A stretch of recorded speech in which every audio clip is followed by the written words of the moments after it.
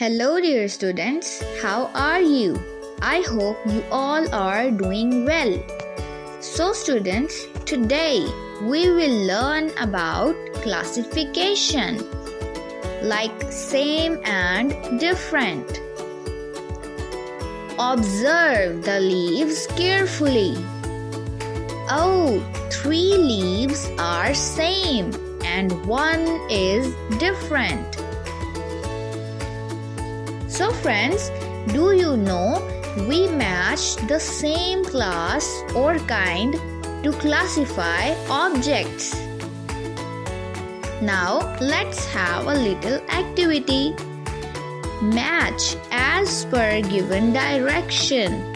Birds with blue color, objects with red color, fruits with yellow color, and humans with black color. I hope you will enjoy this. Till then, keep learning and keep growing.